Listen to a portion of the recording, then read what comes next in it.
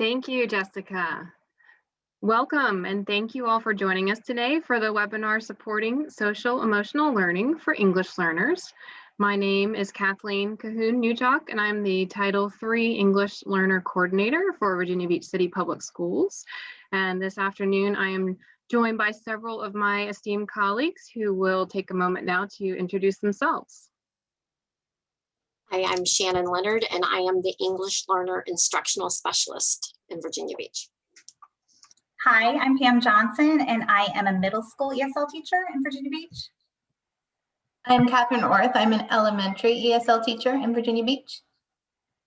Hi, I'm Kara Shikimachi, and I'm a high school ESL teacher, also at the beach. Hi, my name is Angela Nichols, and I'm a specialist in our Office for Professional Growth and Innovation here in Virginia Beach. And I get the great honor of kind of helping to monitor the chat today. So we want to kick off right away with inviting and encouraging you to please engage with us in the chat to share ideas, but also to capture questions. We've reserved time at the back end of the session today so that we can do some Q&A and some shared learning. So along the way, if questions pop up, please feel free to add those in the chat for everyone. And then I'll keep an eye on that so that we can maximize our Q&A time at the close today.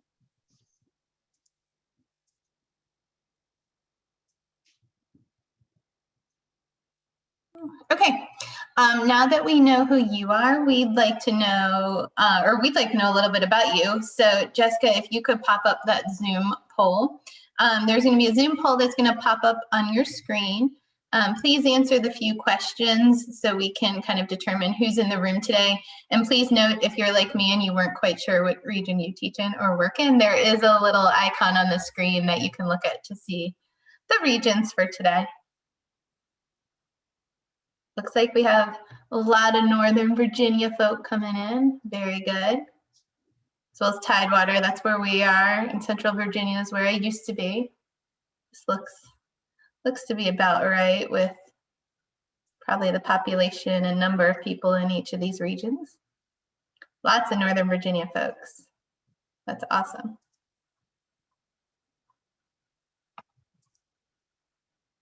I see hello from Alexandria in the chat. About 87%. So for the sake of time, I'll go ahead and end this poll. Thank you.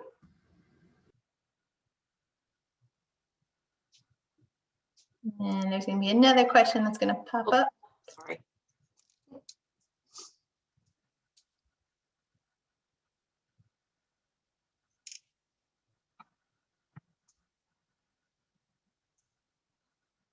All right, and if you want to read through these, we're just kind of doing a little pre-assessment here for ourselves to kind of gauge everyone's level of comfort with social emotional learning. Kind of read through those descriptors and choose the one you feel like best describes your current knowledge.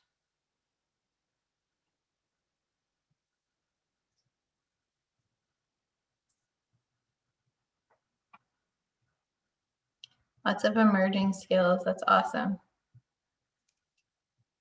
And then comfortable, I need support applying it, yeah.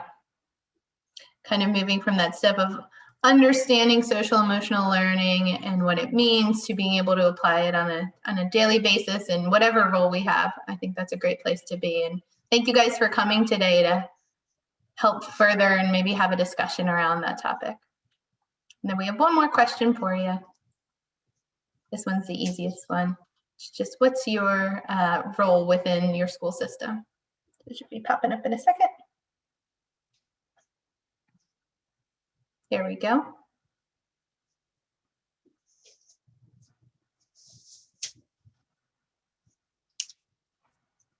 All right. Lots of English learner teachers. If you're an other and you'd like to put what your role is in the chat, we would love to hear from you. I'm guessing we might have some school counselors here. Special education teacher, awesome. School psychologist, special education teacher, awesome. Thank you, special education teachers, for being here.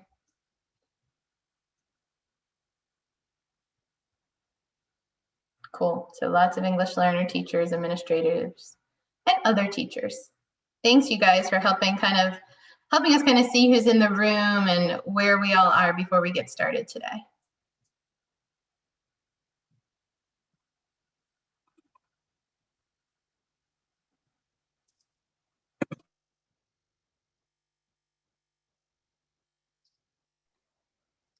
Okay, so let's make sure this poll is closed.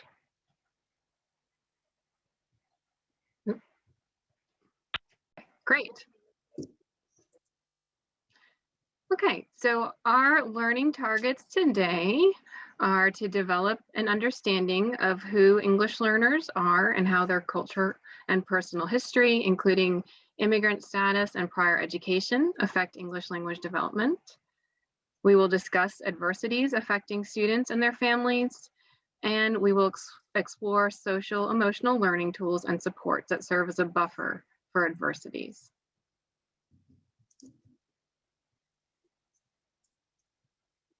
So I'll give you a moment to read the slide.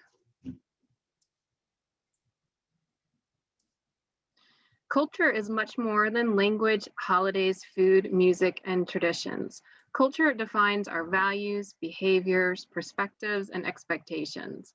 Most of us have identities built from multiple cultures and subcultures, and we may experience these every day.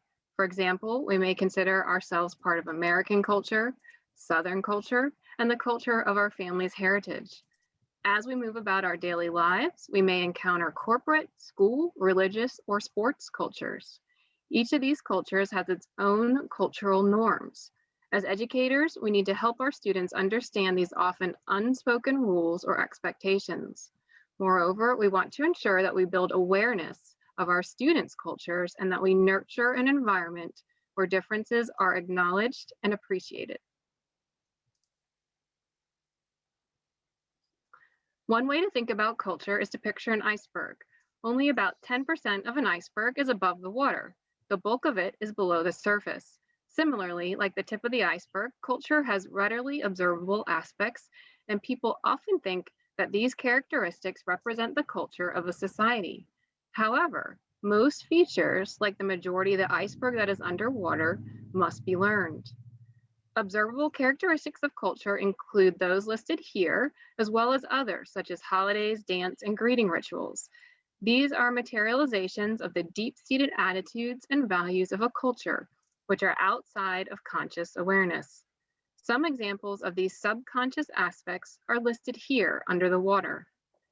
Individualism refers to cultures that value the needs of the individual over the needs of the whole. Independence, uniqueness, and self-sufficiency are prized characteristics. On the other hand, collectivist cultures value the needs of the whole over the individual. Common goals and what is best for a family or community take precedence over individual pursuits. Beyond those examples listed here, other invisible aspects of culture include expectations regarding relationships with animals, humor, the definition of sin, courtship practices, notions of leadership, and the concept of past and future. And I wanted to take a moment to note that in the chat, there is a link from Angelin Nichols to a note catcher. If you would like to click on that, it's an outline of our presentation with the links that we are presenting throughout the presentation. You are welcome to make your copy of that and then take notes within that if you like. So here are some examples of cultural differences. In some cultures, only boys might go to school, or schools may be separated by gender. Languages such as Arabic and Hebrew are written and read right to left. Some Asian languages, such as Chinese and Japanese, do not have distinct phonemes for L and R, so a native speaker would need to learn to hear these different sounds in English. Letters that are familiar to English speakers may be pronounced differently, such as the letter W in English pronounced as a V sound in German. In some cultures, students may be expected to listen in class and remain silent. I have a personal story here that I'll just tell you really quickly. Several years ago, I presented a slide similar to this one during a presentation in an elementary school, and a fourth grade teacher told me that the mother of her student from China had come to her because they were preparing to return to China. And the mother asked the teacher to place the boy in the back of the class and require him to remain silent all day so that he would be better prepared for the expectations of school upon their return to China. And with respect to the example of thumbs up, I actually had a middle school teacher tell me once that she had given a thumbs up to an Iranian student and then found out after the fact that this is an obscene gesture in some Middle Eastern cultures. And then regarding the concept of space, I've had an Arabic student in the past who would come up to greet me, would stand very close to me, right in front of me, closer than the arm's length of space that most of us Americans expect. And I had to consciously remind myself not to take a step backwards. And then finally, in some Asian and Latin American cultures, such as in Chinese and Mexican cultures, prolonged eye contact is considered disrespectful. So if a student is not looking you in the eye when you speak with him or her, you might want to think twice and consider their culture. All right, so that's a good segue into culture shock. So anyone moving to a new country or community will experience some sort of culture shock, and it's going to look different with different students, and the length of time they spend in each phase will vary.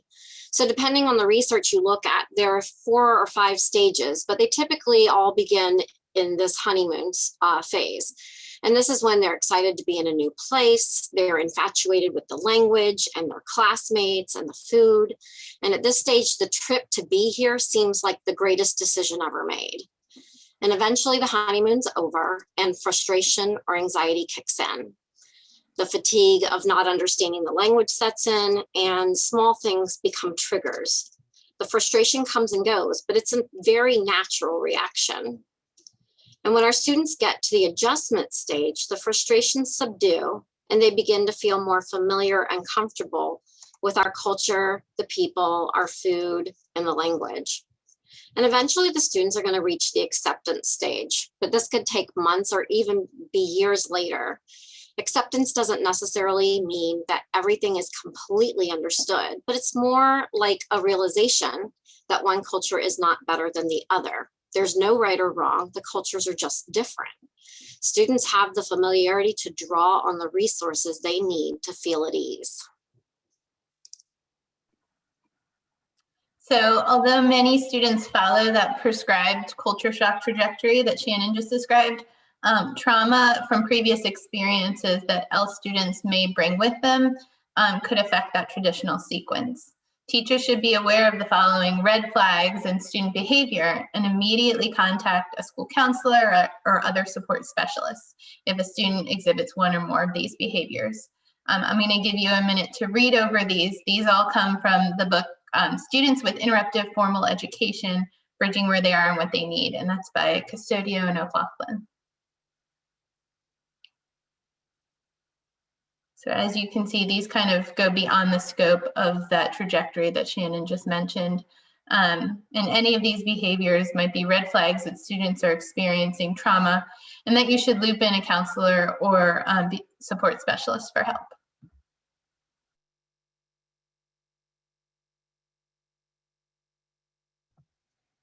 This is an essay from a middle school student that I taught a couple years ago.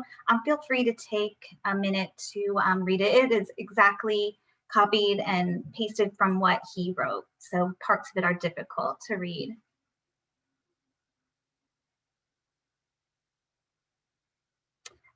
Obviously, keep in mind that many of our ESL students are coming to us with extreme trauma. If you just take a look at even just the bolded words in this student's essay, I definitely do not have to read the essay for you to see the trauma that this child has endured. I simply took an 8th grade writing prompt, tweaked it to suit my students' needs, and allowed this student just to, he poured his heart out. Writing's a great way to support students with their social and emotional needs. It gives them a way to release and discuss what they've gone through with us.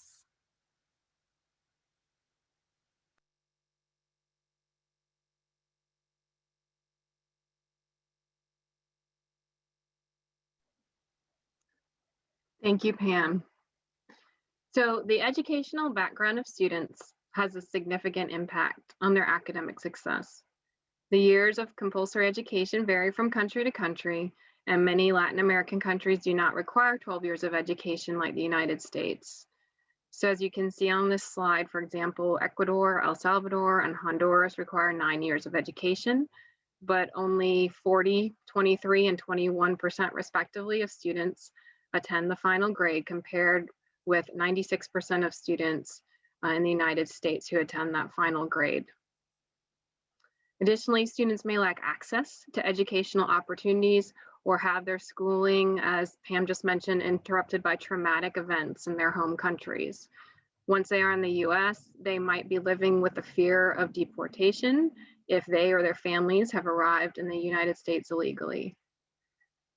These factors make it very challenging for students to succeed academically in US schools. Research shows that first language literacy is key to learning a new language. So students with interrupted education and or coming from homes that must focus on daily survival rather than education will need much more support to achieve English proficiency. National statistics show a 33% dropout rate for Latinos born outside the United States, with a dropout rate 6 times that of white students, 3 times that of Black students, and also 3 times the rate of their US-born Latino peers. So these examples are just to give you a big picture of the challenges that are facing our English learners, and as we move through this presentation, we'll be discussing ways to address these challenges.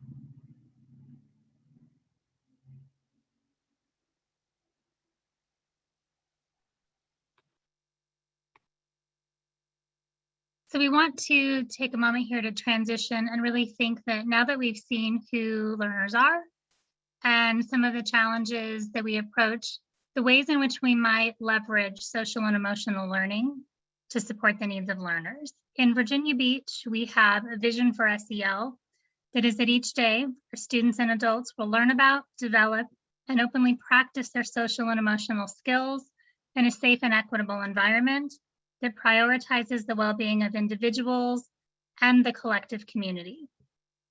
And so there's some unique features here within this vision that allow us to pay particular attention to the learning strengths and also needs of our English language students. Virginia Beach has aligned our definition for social and emotional learning with the one from Castle.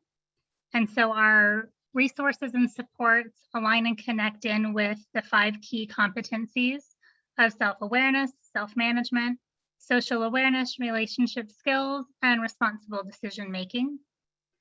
And although SEL is not new in Virginia Beach, we have really prioritized in the past years an increased focus on the ways in which schools can support social emotional learning.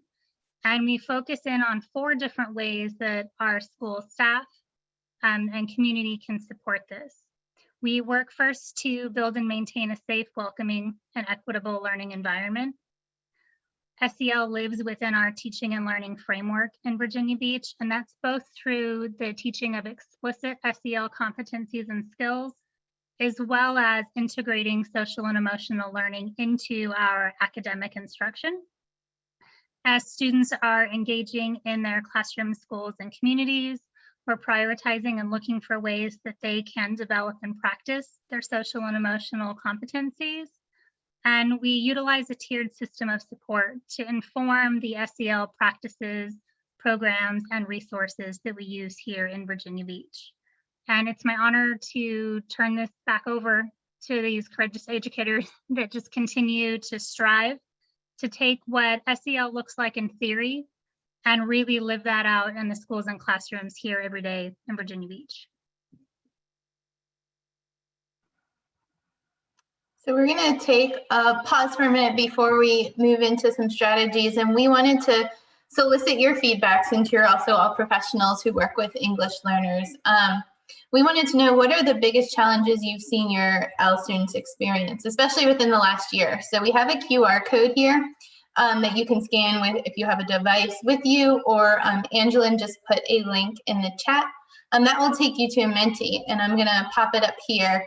Try to use only as few words as possible to capture your ideas. If you've seen a word cloud before, you'll see that you know, the fewer words, they kind of become bigger the more they're repeated. So I'm gonna give you another second to scan that before I start sharing my screen.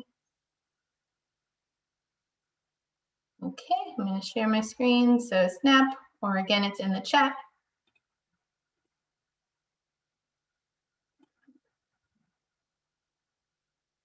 Awesome, I see some answers coming in. No love of learning. Oh, I get that. I didn't realize how different I felt about virtual learning until I went back face-to-face after virtual learning. You kind of get used to something, and then you see your kids again face-to-face, and you're like, oh, yes. Misunderstanding and trauma are big. I see that they're coming up a lot.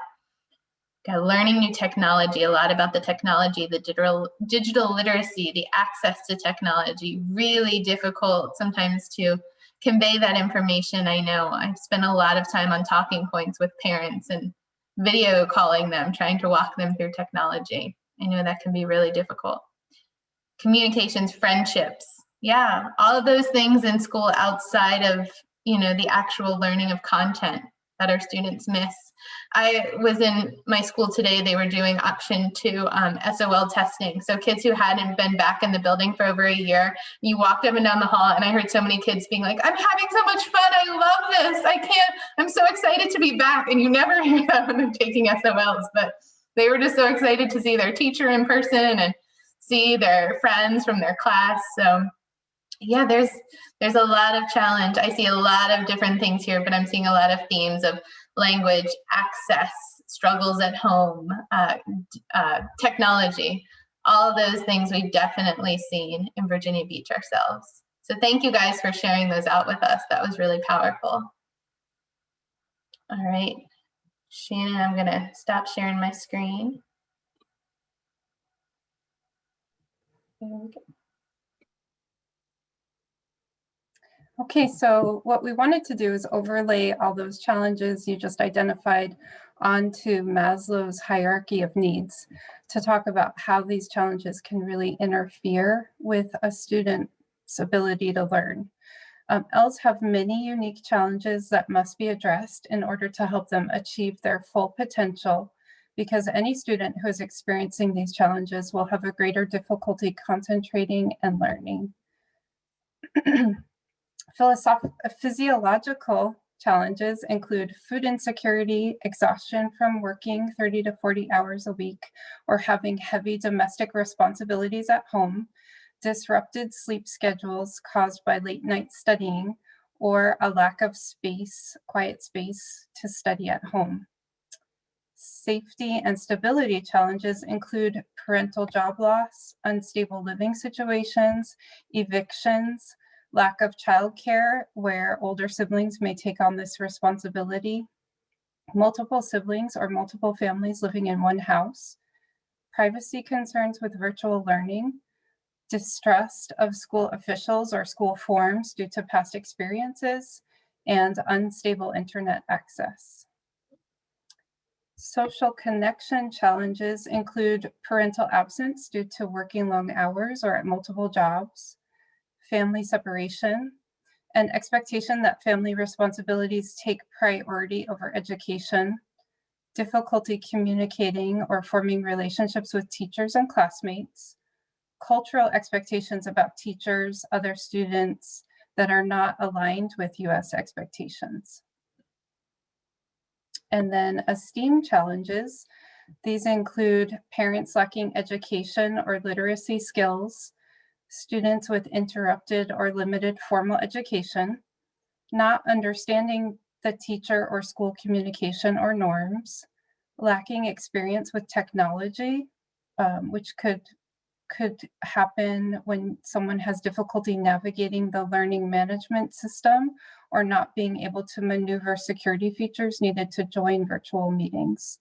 And also, very important, having a fixed mindset about learning is an esteem challenge. Finally, self-actualization. This is the goal for all students. And as educators, it's important that we recognize the numerous EL-specific challenges that can prevent them from reaching this goal. By identifying and addressing these challenges, we can give our ELs the space, the mental space needed to reach this goal. It is our hope that this presentation will provide some suggestions on how to help students do this.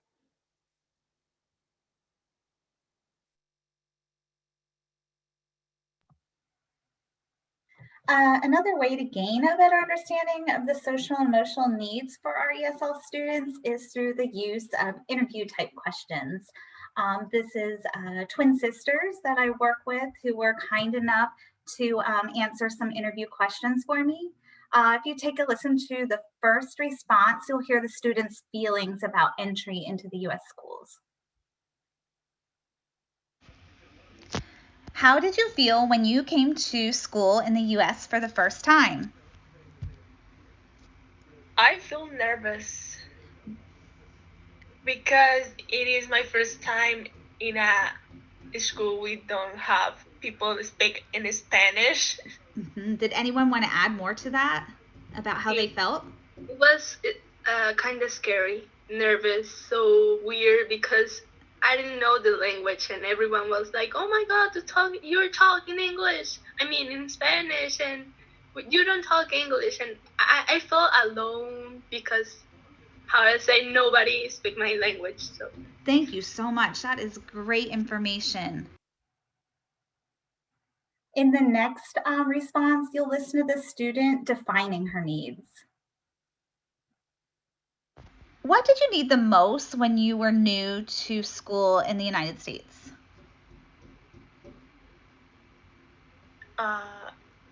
Wait, can you repeat the question? What did you need the most when you were brand new to school in the United States? You know what you just said, repeating, that's a great answer. Like, don't be scared to ask him for help. Don't be scared to say, can you repeat please? Don't be scared saying, I don't understand, because there's people who can help you, who know how you can understand. And don't be afraid to say something that you don't know. That is great. So you just wanted to know that you could go to someone to ask for help and ask questions. Yeah, that's not a sign of weakness. That's not a sign of be dumb or something. You are exactly right. I appreciate you so much. You're just asking for something that you really need, and that's actually stronger, not weakness. Exactly. Oh, I love you girls. Thank you. Aww. Aren't they adorable? My students provide me with insight all the time on how I should assist them.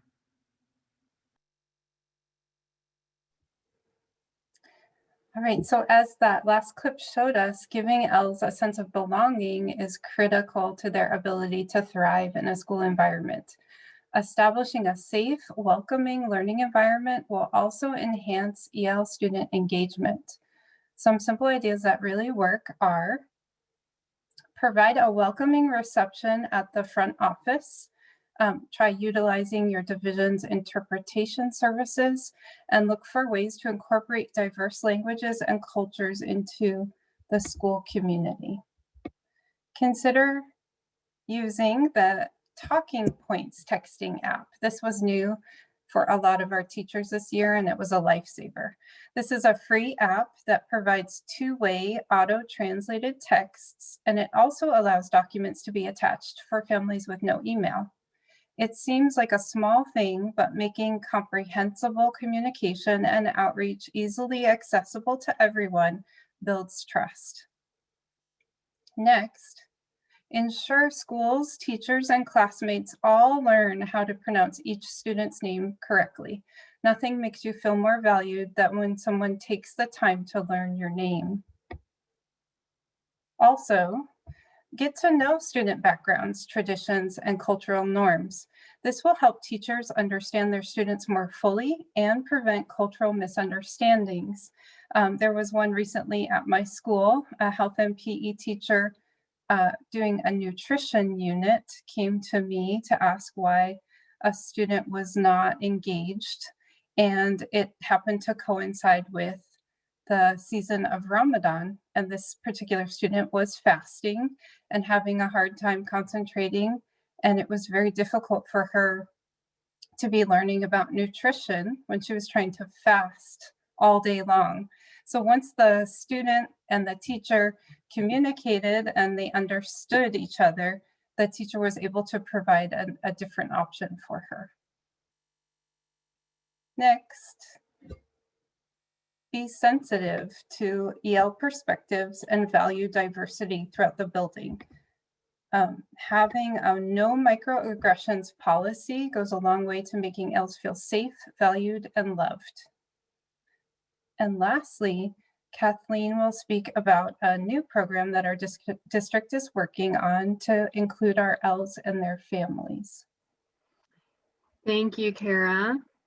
The ESL program is fortunate to be able to collaborate with our Office of Family and Community Engagement, also known by their acronym FACE.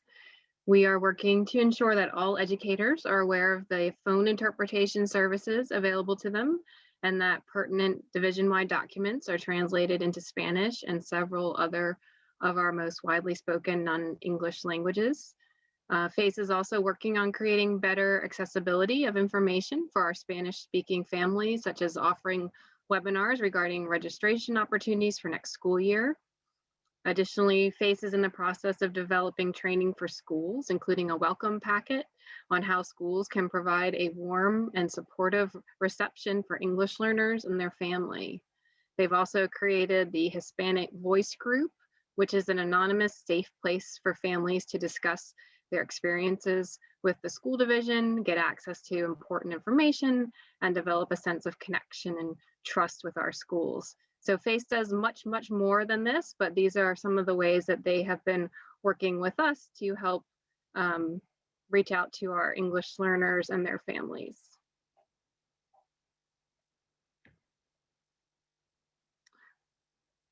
All right, so one of our elementary schools, W.T. Cooke Elementary, provides a great example of different ways to support English learners and their families. All students are united in the Casa de Cooke, which has the motto, 4 houses, 1 family. Recognizing and embracing their large population of Spanish-speaking students, the houses go by their names in both English and Spanish. You can see these here in the center picture. They are the houses of respect, kindness, responsibility, and safety.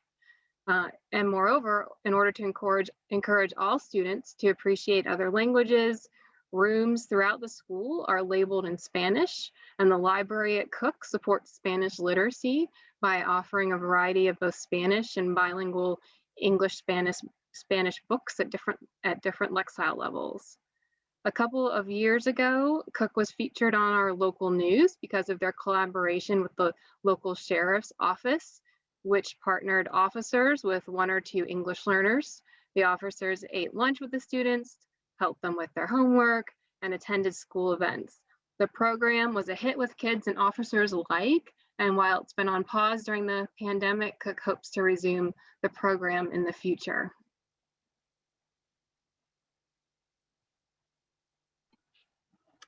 Okay, again, we wanted to pause and solicit your feedback. We've shared a couple ways and we'll continue to, but what are some ways that you make your English learners feel welcome when they arrive at your school? And maybe not only the students, but their entire families. If you have something that you feel your school or your division does really well, we would love for you to put it in the chat to share out with us.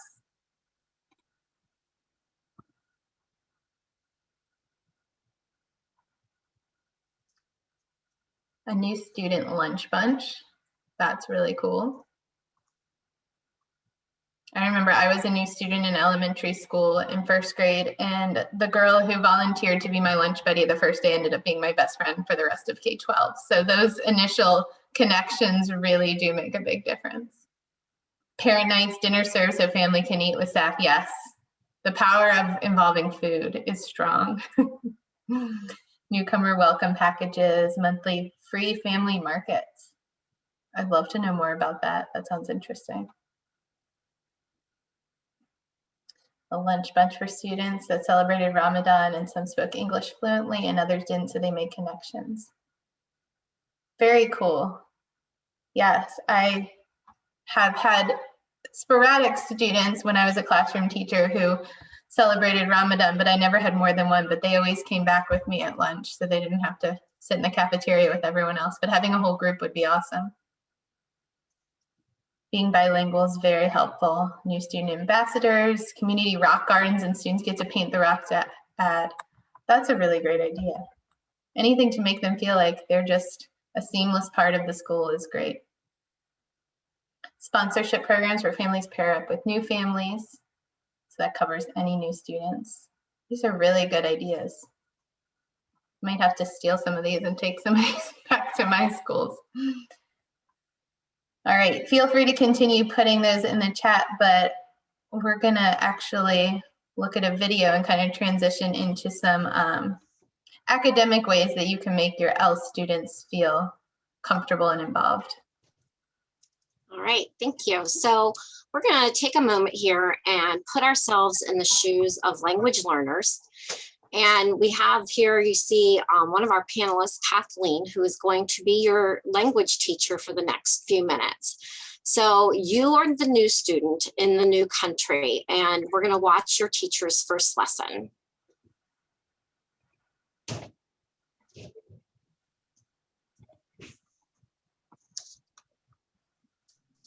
Hi, my name is Kathleen Cahoon-Newchuk, and I'm the Title III English Learner Coordinator for Virginia Beach City Public Schools.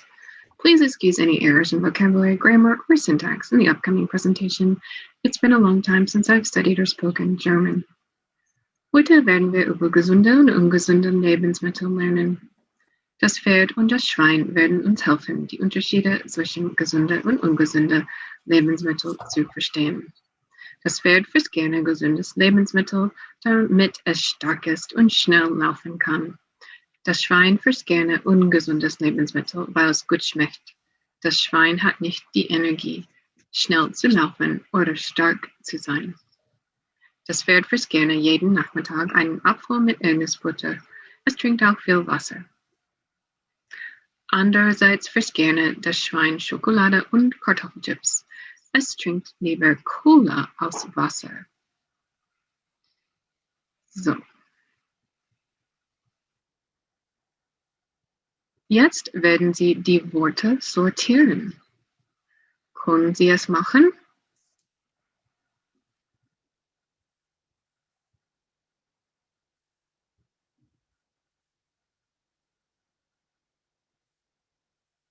Haben Sie alles verstanden? Sehr gut.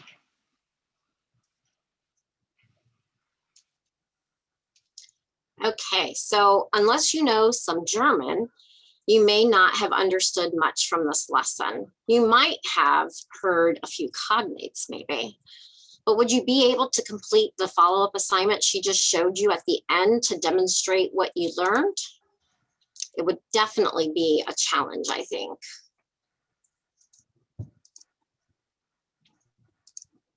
So let's watch our teacher teach another lesson, the same lesson actually, but differently.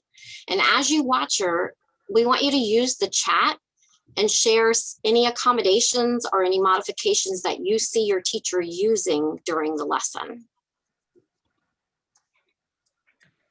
Hi, my name is Kathleen Cahoon-Newchuk, and I'm the Title III English Learner Coordinator for Virginia Beach City Public Schools. Please excuse any errors in vocabulary, grammar, or syntax in the upcoming presentation. It has been a long time since I've studied or spoken German. Heute werden wir über gesunde und ungesunde Lebensmittel lernen. Lebensmittel.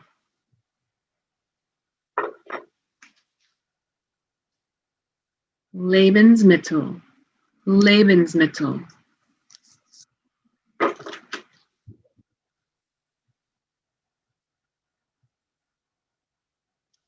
Gesund. Gesund. gesund, ungesund, ungesund, ungesund, gesund, ungesund, gesund, ungesund.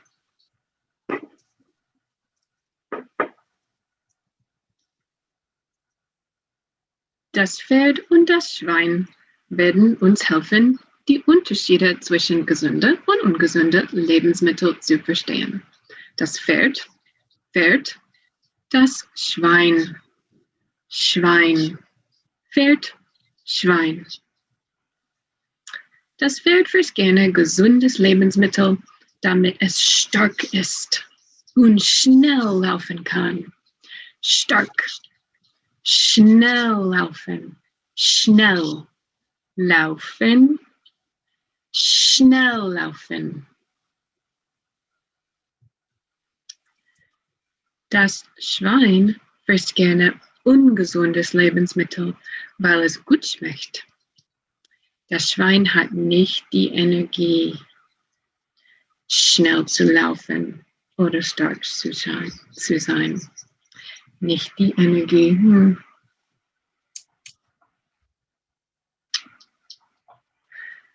Das Pferd frisst gern jeden Nachmittag einen Apfel mit Erdnussbutter. So, das Pferd frisst einen Apfel mit Erdnussbutter. Erdnussbutter. Das Pferd frisst einen Apfel mit Erdnussbutter. Es trinkt auch viel Wasser. Es trinkt Wasser. Das Pferd trinkt Wasser. Wasser.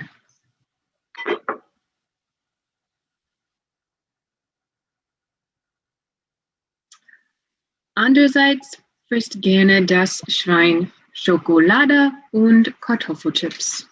So, das Schwein frisst Schokolade und Kartoffelchips. Das Schwein frisst Kartoffelchips. Und es trinkt lieber Cola. Es trinkt Cola.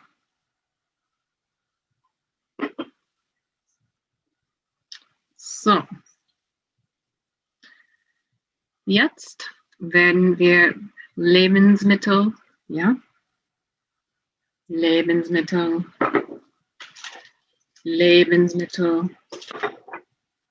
gesund, ungesund. So. Wir werden Lebensmittel vergleichen und kontrastieren.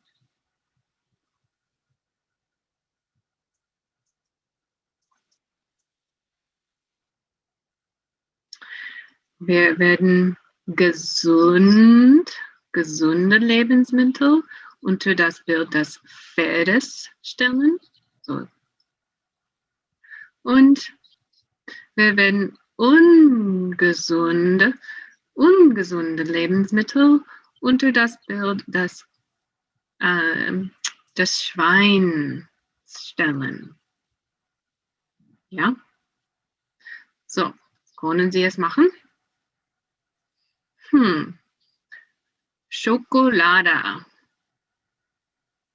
Ungesund. Schokolade ist ungesund.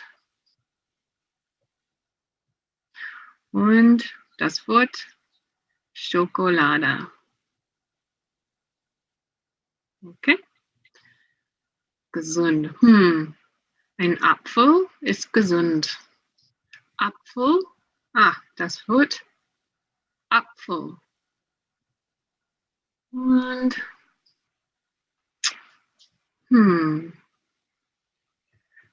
Kartoffelchips. Kartoffelchips. Ja, ungesund. Und das Wort Kartoffelchips. Und noch eins.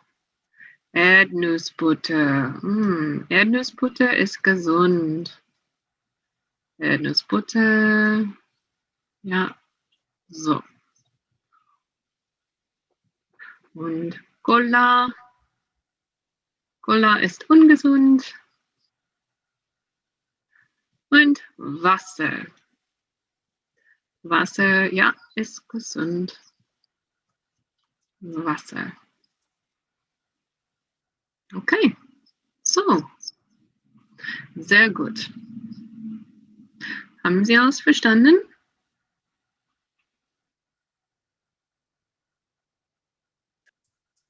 Okay, so were you able to understand the lesson a little better the second time? Probably so.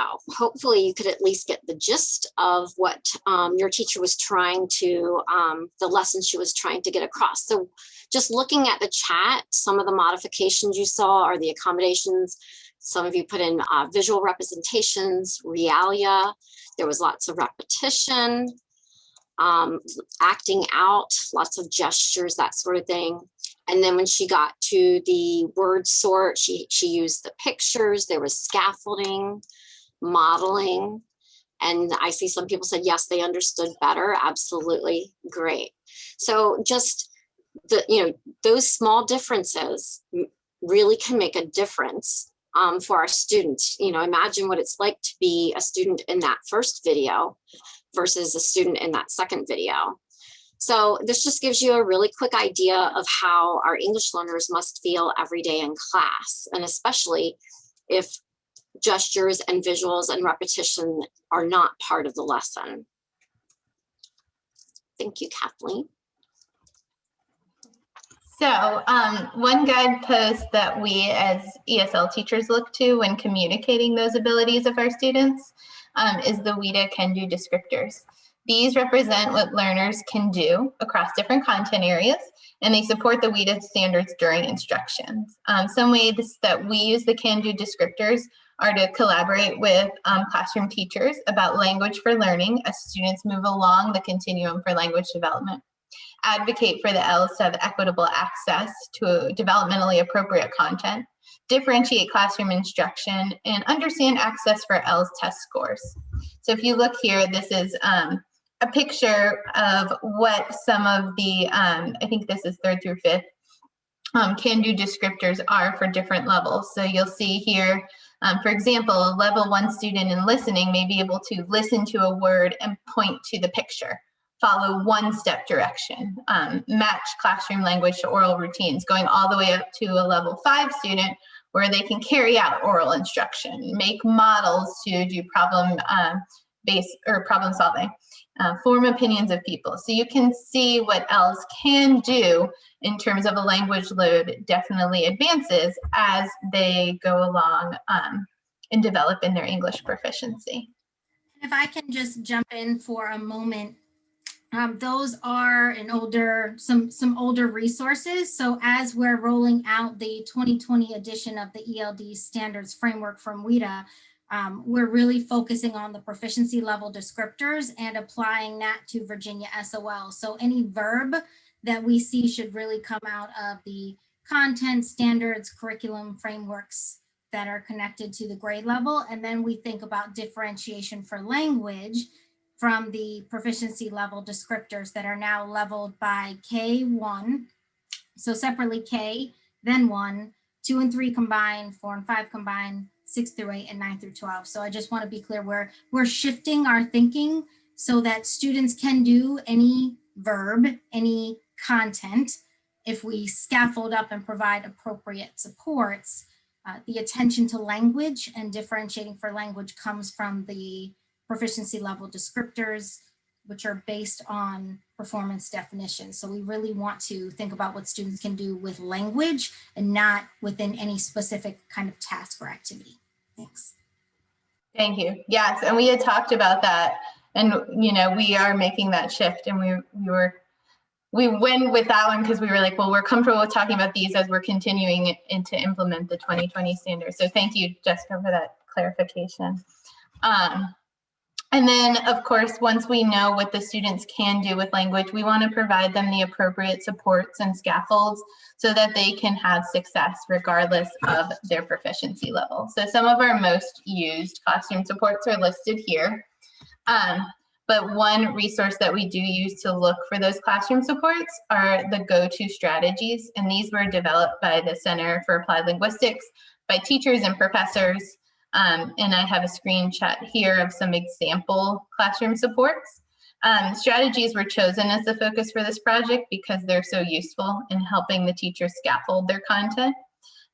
They also support rigorous instruction for ELs, and they can be used flexibly in many teaching environments, such as this year when we had both virtual and face-to-face students. And the link to this entire document is located in your note catcher as well. So vocabulary instruction, we know as teachers and as professionals who work with English learners, explicit vocabulary practice can help fill those biggest gaps that English learners often have.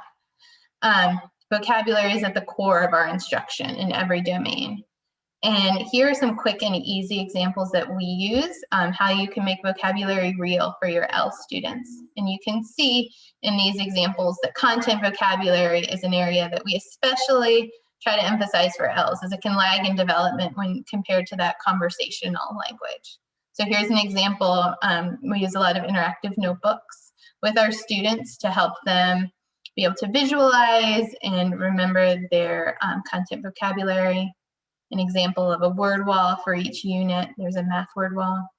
And here are some sentence frames to use with science so that students can develop language and kind of frame their thinking around science topics.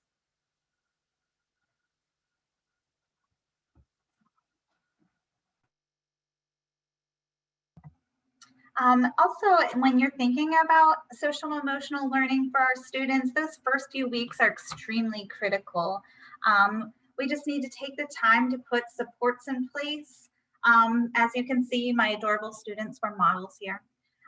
But think about things like those survival folders, you know, basic wants and needs, those designated adults that children feel safe going to visit and with questions, and even if it's using Google Translate to help ask these questions, but an adult that just feels comfortable for them. Peer bodies, everybody needs a friend in school. It's so important.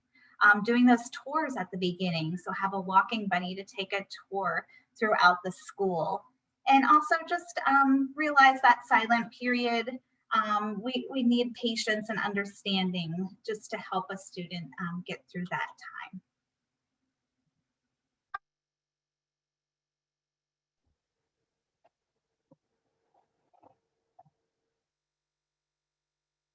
Okay, so we've talked a lot about instruction, and now we want to also address grading. Equitable grading is also an important component of SEL because it allows all students, regardless of their proficiency level, to feel competent. Simply put, it focuses on what students can do. ELs can develop a growth mindset when we focus on progress over mastery and provide them with comprehensible feedback. Additionally, equitable grading establishes a safe environment where students feel comfortable taking the risks needed to develop their language.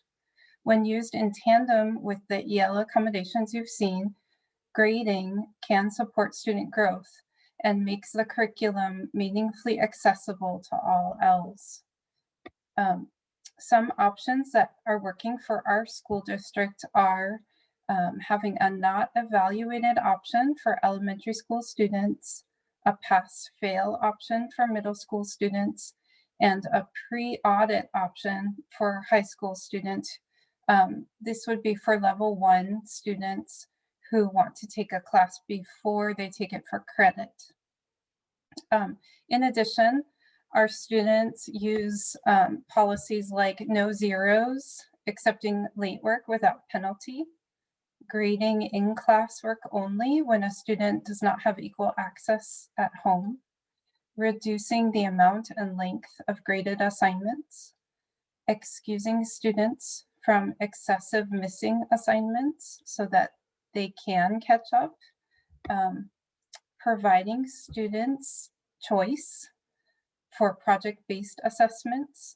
For example, this would be allowing ELs to practice, perfect, and pre-record an oral presentation instead of giving a live presentation in class, or giving your students a choice to create a one-pager or a pamphlet, or maybe a public service announcement instead of writing an informative essay.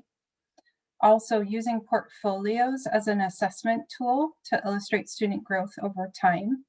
But most importantly, it's modifying assignments and assessments, as we demonstrated, by providing those scaffolds to help demonstrate mastery of content in each proficiency level. And here is a reminder that SEL for ELs is not just about creating a sense of belonging and making them feel loved. It is more importantly about protecting their civil rights. So please take a few minutes to read this slide, which highlights the educational civil rights of ELs.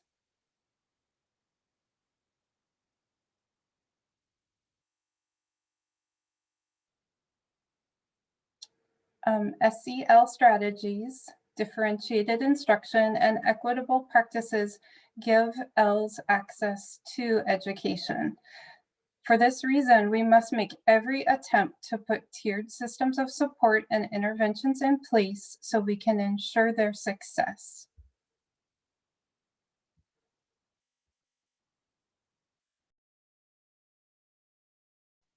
So as we wrap up this presentation, we wanted to take a moment to share some resources with you. Your note catcher contains the links pictured here, as well as other links to organizations that support families. Perhaps the silver lining of the pandemic has been to bring people together in support of each other and highlight the good that comes from collaboration and teamwork.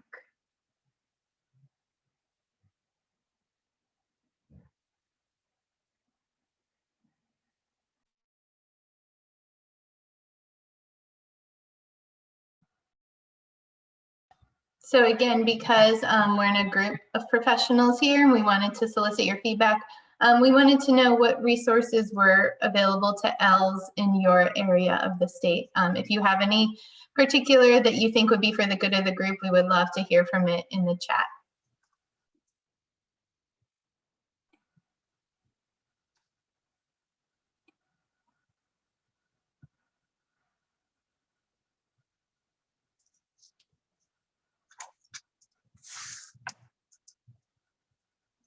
I know earlier in the chat, some of you guys were talking about partnering with food banks, which is definitely something we've done in the Tidewater area as well.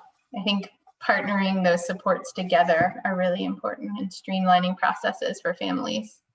I think sometimes what I've seen with some of my families is it's not that the resources aren't there, it's that there are so many places that they have to go, and it becomes a burden to have to find and piece together all the resources. If you guys have any more, you're welcome to put them in the chat as we wrap up.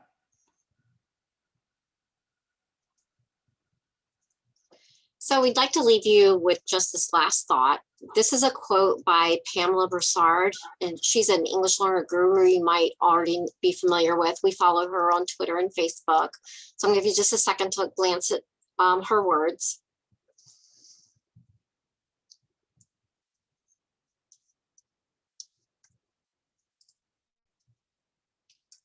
We have many high school ELs in Virginia who are working to pay off the debt that they accrued to get here. And maybe they're working to support their family. Our goal is just strive to be the best part of their day. Ensure that your school is their comma, not their period. So we thank you for joining us today. And I believe we're going to open it up now for some Q&A time.